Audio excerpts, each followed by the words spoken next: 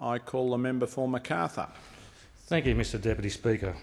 Mr Speaker, the Electoral and Referendum Amendment Maintaining Address Bill 2012 and the Electoral and Referendum Amendment Protecting Elector Participation Bill 2012 seek to amend the Commonwealth Electoral Act 1918 and Referendum Machinery Provisions Act 1984. Mr Deputy Speaker, the Electoral and Referendum Amendment Maintaining Address Bill seeks to allow the Electoral Commissioner to directly update an elector's enrolled address following the receipt of an analysis of reliable and current data sources from outside the Australian Electoral Commission that indicate an elector has moved residential address. What this bill fails to do, Mr Deputy Speaker, is set controls on what is a reliable current data source outside of the Australian Electoral Commission.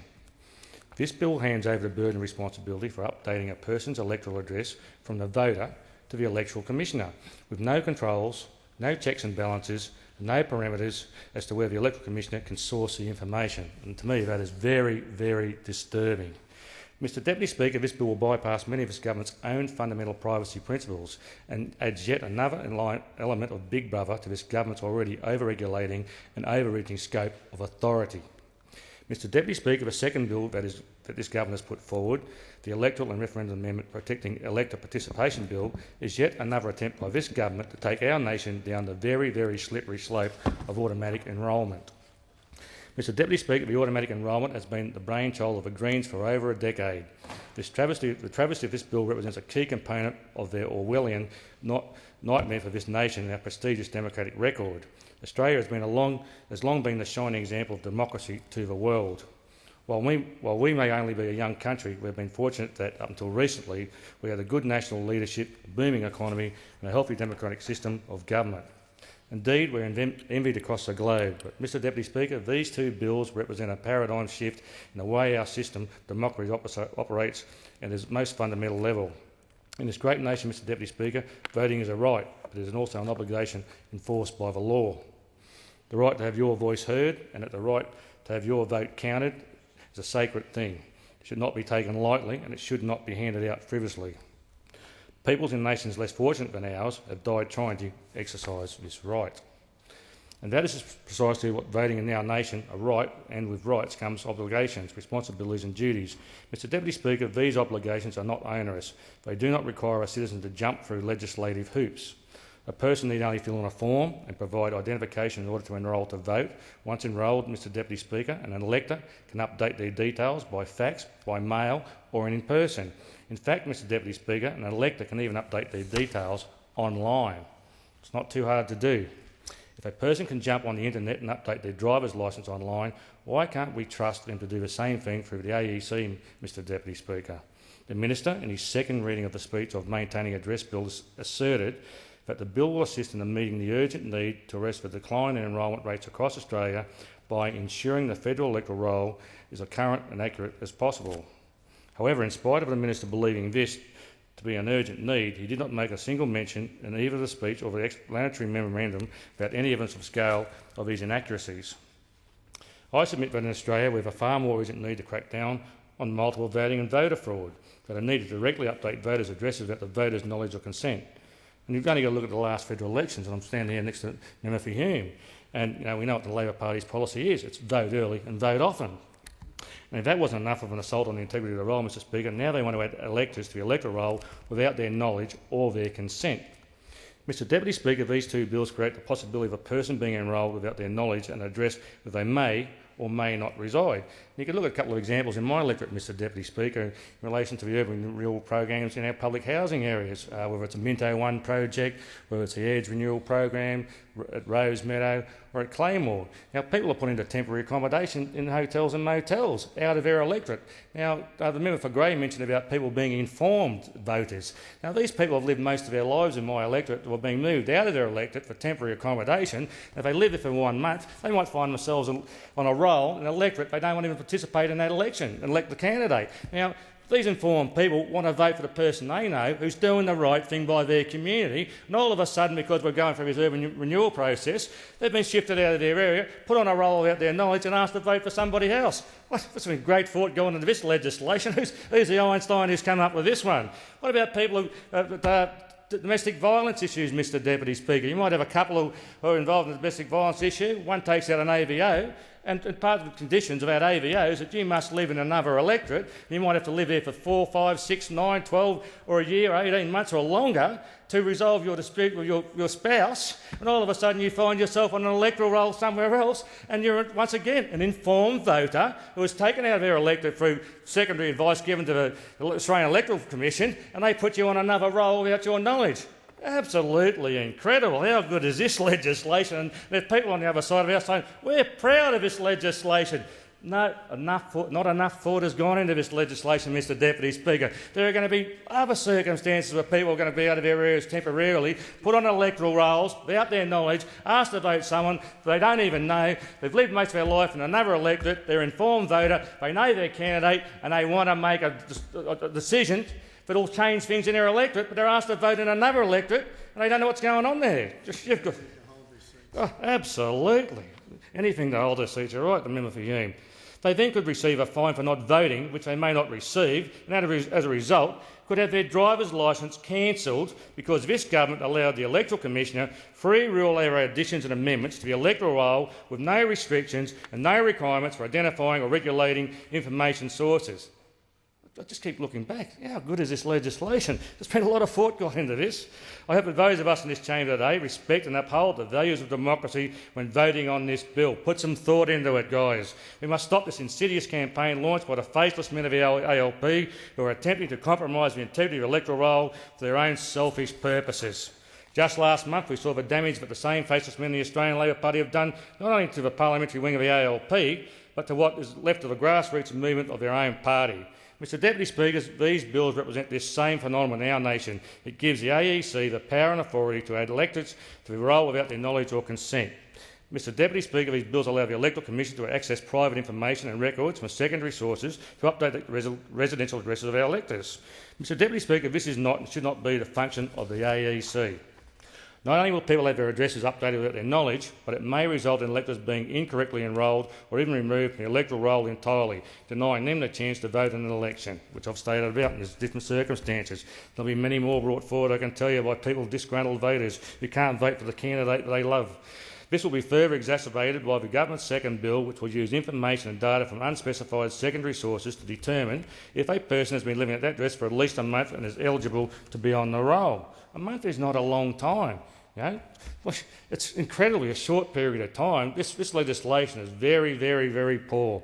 Mr Deputy Speaker, Anthony Green has already exposed the fundamental flaw of automatic enrolment in his July 2011 article analysing the dismal failure of automatic enrolment in the most recent New South Wales state election. And we all know about Anthony Green, don't we? Great expert, on top of his game.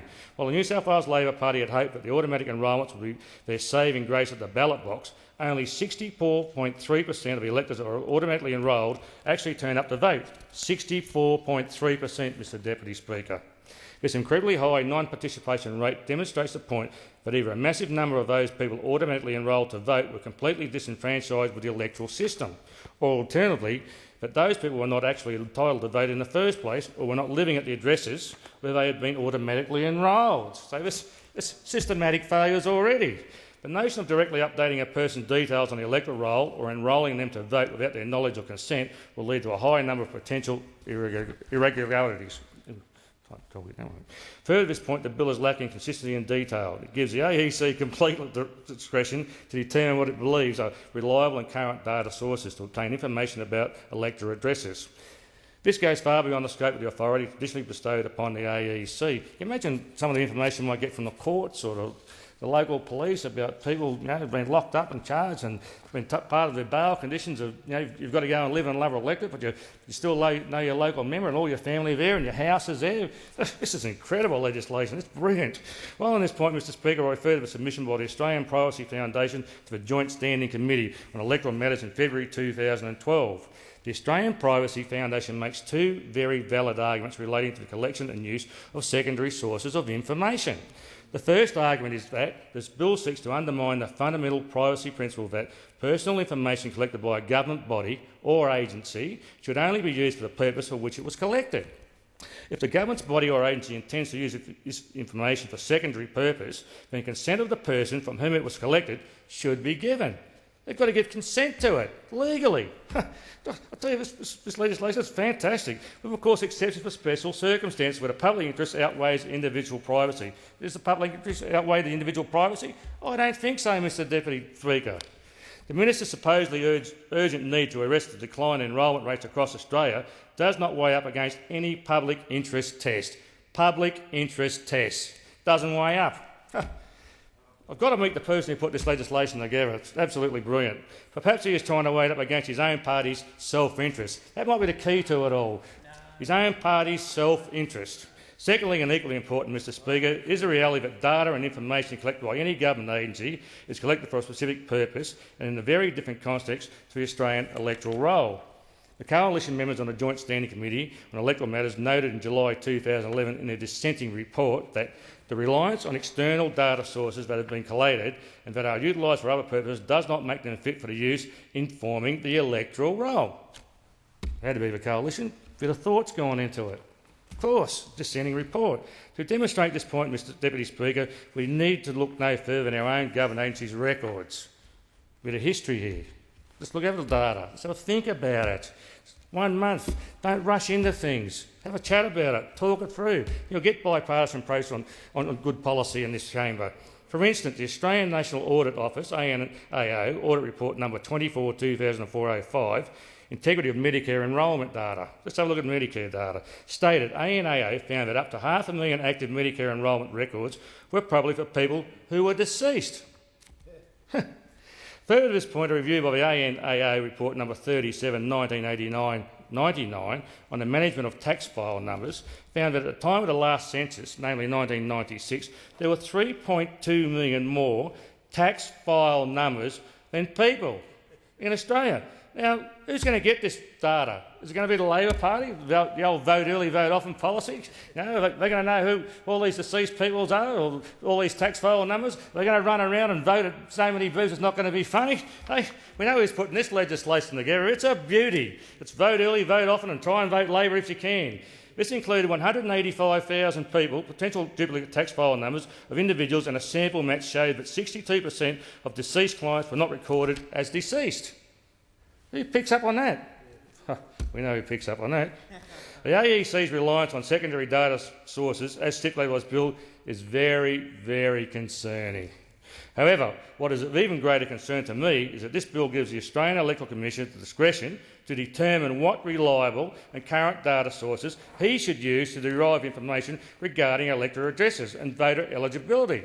Now, this is a huge responsibility. I'll tell you, it's unbelievable. There's been no real train of thought gone into this. Like it's just rushed through at 100 miles an hour. Let's get as many votes as we can while the opportunity exists. With the crossbenchers will probably support it. Let's get this legislation right through because now it helps us.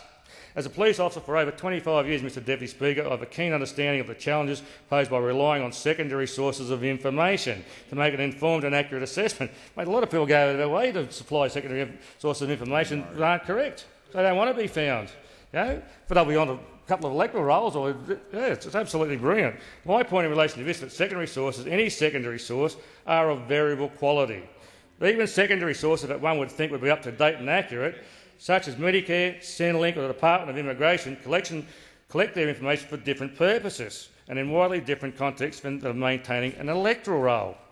This is the crux of the matter, Mr Deputy Speaker. A document as important to our democratic process as the electoral roll should only be updated, amended or added to based on primary information, not secondary information. Primary. You've actually got to know where they really do live. This is astonishing. Secondary information to create an electoral roll. Hey, this is great stuff. You should be proud of it. Collected for the sole purpose of updating or amending the roll itself. Anything less constitutes a profound lack of respect for democracy in this great nation. Mr Deputy Speaker, we've heard a range of arguments from the other side of the House about how voters find it too difficult to update their addresses on the electoral roll. But Mr Deputy Speaker, I ask you this, regardless of whether the government thinks that people are too lazy to update their own address or apply to be included on the electoral roll, why they do believe that the government should take this responsibility onto themselves. In Australia, our tradition of personal responsibility resulted in a nation of concerned, sympathetic and proactive citizens. Australia's democratic system is unique in the world, and simply put, Mr Deputy Speaker, we shouldn't be messing with it if it's not broken. And it's not broken. Democracy is alive and well in this nation, Mr Deputy Speaker. Much to the jargon of our faceless men of the ALP, voters have been updating their electoral addresses and applying to be placed on the electoral roll for decades past, and they will do so in decades to come. We as a parliament must stop this insidious encroachment of a big brother style of government, but this is so beloved by this Prime Minister and this government.